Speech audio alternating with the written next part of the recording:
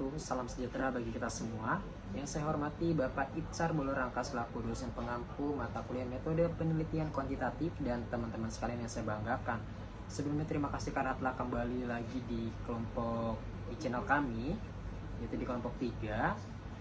Untuk pembahasan kali ini kami akan mengulas atau mereview sebuah jurnal menggunakan metode penelitian through eksperimen. Baik, sebelum saya masuk ke pembahasan selanjutnya, perkenalkan terlebih dahulu anggota dari kelompok kami. Yang pertama ada saya sendiri, Alfiani Sudrajat, sebagai ketua kelompok. Yang kedua ada Siti Nur Raisya. Yang ketiga ada Yana Evi Pratiwi. Yang keempat ada Nisvia Laila Istawa. Yang kelima ada Salsabila Putri Arini. Baik, langsung saja kita masuk ke pembahasannya. Yang pertama itu ada jurnal penelitian ini dengan kami menggunakan judul aktivitas e-counseling untuk meningkatkan kebiasaan belajar siswa di SMP Negeri 1 Geyer. Nah, untuk jurnal ini diterbitkan di Universitas PGRI Semarang, Vol 18 nomor 1 pada bulan Maret tahun 2022. Selanjutnya, siapa yang meneliti jurnal tersebut, yaitu Oktalita Diah Permatasari. Selanjutnya, ada latar belakang penelitian atau riset. Yang pertama itu, setiap siswa memiliki kebiasaan belajar yang berbeda-beda dalam mencapai prestasi belajar yang baik. Brown dan Hausman dalam Mendezabel tahun 2013 menjelaskan ada 5 bentuk kebiasaan siswa dalam belajar, yaitu yang pertama itu ada mengatur waktu, yang kedua ada menerima pelajaran, yang ketiga ada membaca buku, yang keempat ada membuat catatan, dan yang kelima itu ada mengerjakan tugas. Untuk itu, kebiasaan belajar juga dibutuhkan media pembelajaran tepat yang harus disesuaikan dengan situasi dan kondisi materi pembelajaran sehingga dapat digunakan secara maksimal, seperti halnya layanan bimbingan konseling yang dilaksanakan melalui daring. Konseling dengan berbagai pendekatan dan pelayanannya dapat membantu siswa untuk mengatasi permasalahannya dengan baik di rumah selama masa pandemi COVID-19. Konseling dapat diartikan sebagai pelayanan bantuan oleh tenaga profesional kepada seseorang atau sekelompok individu untuk pengembangan kehidupan efektif sehari-hari dan penanganan kehidupan efektif sehari-hari terganggu dengan fokus pribadi mandiri yang mampu mengendalikan diri melalui penyelenggaraan berbagai jenis layanan dan kegiatan pendukung dalam proses pembelajaran. Praitno 2014. Kondisi ini merupakan tantangan tersendiri bagi para guru, bimbingan konseling atau konselor untuk dapat berperan serta dalam menguasai berbagai keterampilan di dalamnya. Permasalahan-permasalahan yang dihadapi siswa atau konseli berawal dari dunia online. Tidak hanya itu, konselor juga dapat mengalami masalah di lapangan berawal dari dunia online.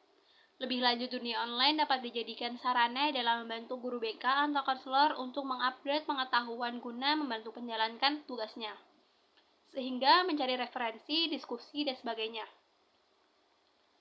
Seiring dengan itu, penyelenggaraan konseling juga tidak hanya dilakukan secara face-to-face dalam satu ruangan tertutup, namun juga dapat dilakukan secara jarak jauh atau dikenal dengan istilah e-counseling. Poin yang kelima yaitu sisi yang menarik atau signifikan. Selama penelitian berlangsung, perubahan perilaku siswa baru terlihat setelah treatment. Ketiga, perubahan perilaku ini terlihat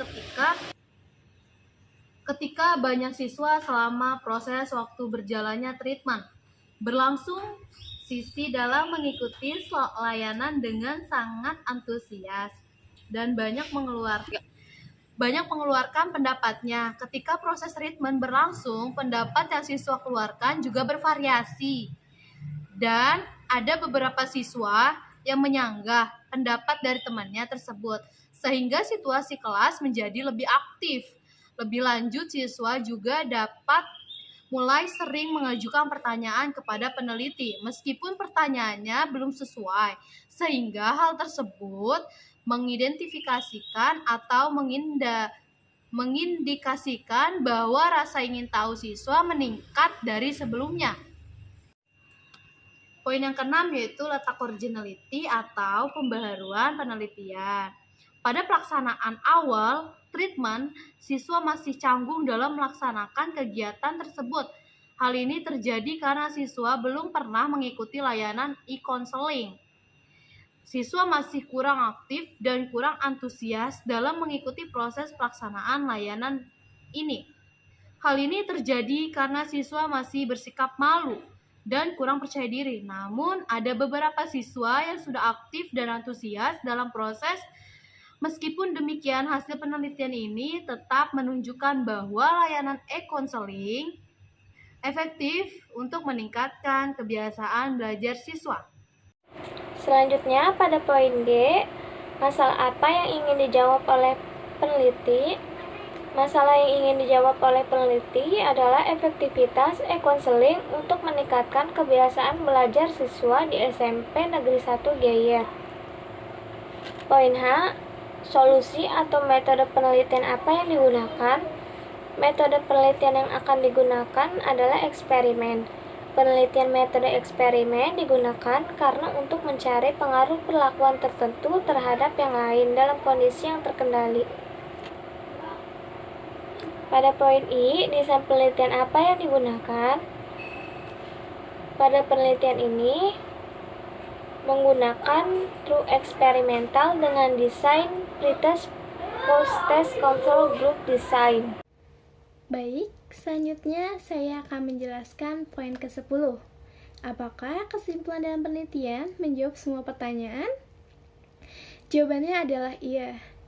Kesimpulan ini menjawab semua pertanyaan penelitian, di mana kesimpulan akhir dapat dijelaskan bahwa pemberian treatment berupa layanan konseling dapat digunakan untuk meningkatkan kemampuan kebiasaan belajar dengan dibuktikan pelaksanaan treatment yang dilakukan selama 3 kali pertemuan dengan pemberian treatment tersebut. Dilihat dalam perbandingannya dari hasil perhitungan post-test yang diberikan kepada kelompok eksperimen, yaitu layanan e-counseling, memiliki rata-rata nilai post-test lebih tinggi daripada rata-rata nilai post-test kelompok kontrol tanpa perlakuan. Maka, dapat dikatakan bahwa layanan e-counseling lebih efektif di kelompok eksperimen daripada kelompok kontrol tanpa ada sebuah perlakuan. Lalu, poin ke-11 yaitu masalah apa yang masih atau belum diselesaikan dalam penelitian atau keterbatasan penelitian. Nah, dalam pelaksanaan penelitian yang dilakukan di SMP Negeri 1 Geyer ini terdapat beberapa keterbatasan dalam penelitian. Di antaranya adalah dalam penelitian ini, peneliti mengalami kesulitan untuk mengkondisikan siswa untuk dapat melaksanakan layanan e-counseling dengan baik. Pada pelaksanaan awal treatment, siswa masih terlihat canggung dalam melaksanakan kegiatan tersebut. Hal ini terjadi karena siswa belum pernah mengikuti layanan e-counseling. Siswa masih kurang aktif dan juga kurang antusias dalam mengikuti proses pelaksanaan layanan. Hal ini terjadi karena siswa masih bersikap malu dan juga kurang percaya diri. Namun, ada juga beberapa siswa yang sudah aktif dan antusias dalam proses. Meskipun demikian, hasil penelitian ini tetap menunjukkan bahwa layanan e-counseling efektif untuk meningkatkan kebiasaan belajar siswa. Baik, mungkin sekian review dari kelompok kami mengenai artikel metode True Experiment.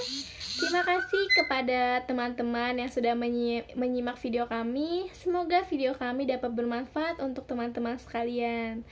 Saran serta kritik yang membangun akan kami terima dengan lapang dada. Kurang lebihnya mohon maaf. Terima kasih. Wassalamualaikum warahmatullahi wabarakatuh.